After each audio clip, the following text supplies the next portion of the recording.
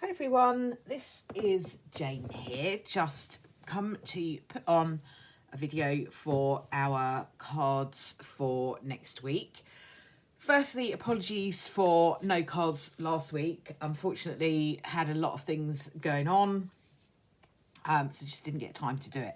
I've got a lot of stuff going on at the moment that is going to be quite stressful, so I'm not going to be making any promises about upcoming videos. I will try to do the weekly one if I can, but I may not be able to, so it's just a little heads up just in case I go missing for a couple of weeks. Okay, so I'm just gonna pop down our first card from the Black and White Faulkner deck as usual.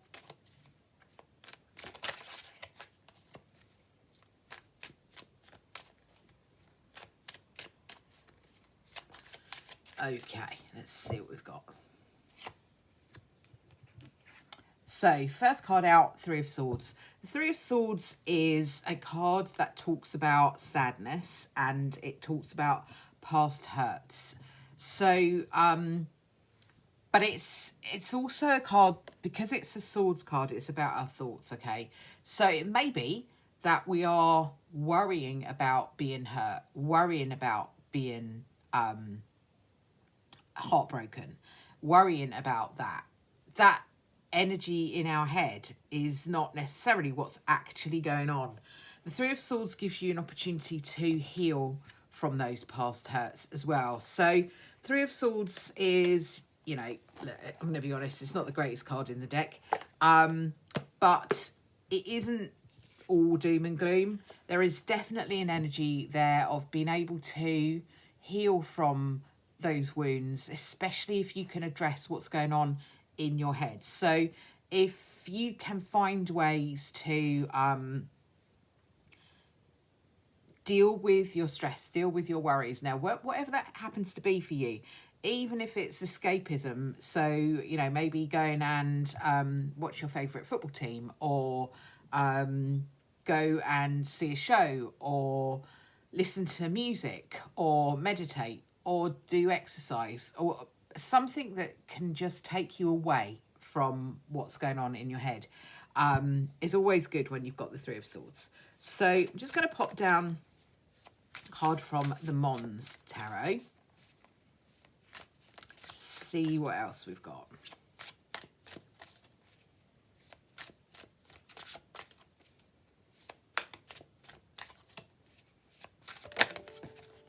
Okay, got a jumper, so we'll have this one. And we've got the Seven of Swords as well. So these are sticky cards, I think, for this week. It doesn't really surprise me because there's a lot going on in the world that is quite difficult energy to cope with at the moment, isn't there? The Seven of Swords is kind of asking you to know who you can trust. Maybe not everyone. So be mindful about what you share. And also, I feel like with the Seven of Swords, the kind of positive take on the Seven of Swords is always, for me, be yourself. Don't be anything to satisfy anybody else. Be yourself, because it's really important to be able to be yourself and to be authentic and be genuine. So we've got this is all thinking though, this is all head stuff. So if you can get out of your head and into your body,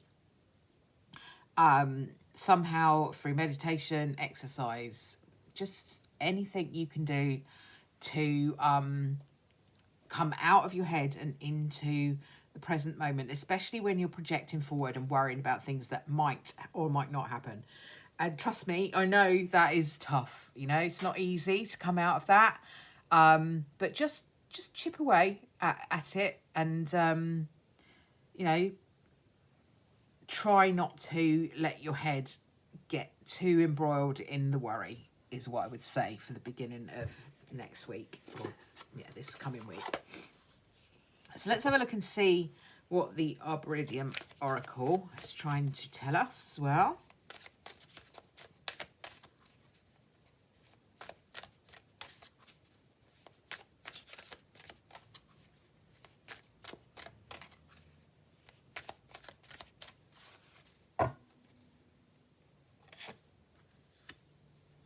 Hope. What a fantastic card. So it kind of says everything there is to say, isn't it? I think, without getting too political, the situation around us currently is very difficult. And I think I said this not last week because I didn't do one, but the week before.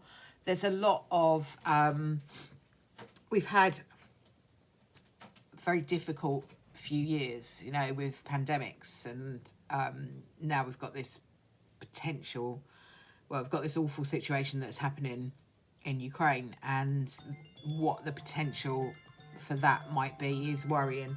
But this card is about hope, and it's asking you to stay focused on what you hope for. So if we can try and stay focused on a good outcome for ourselves this week and for the world in general, and all of the other conflicts that are going on all over the world as well, you know, there's a lot. And if we can just try and stay focused on hope and peace, then maybe we can kind of help that energy in some way. So yeah, stay hopeful. Don't let these worries take over. Focus on the hope. Let me just have a little,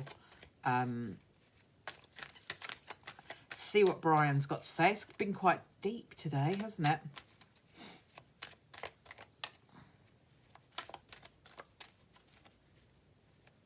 Let's have a look.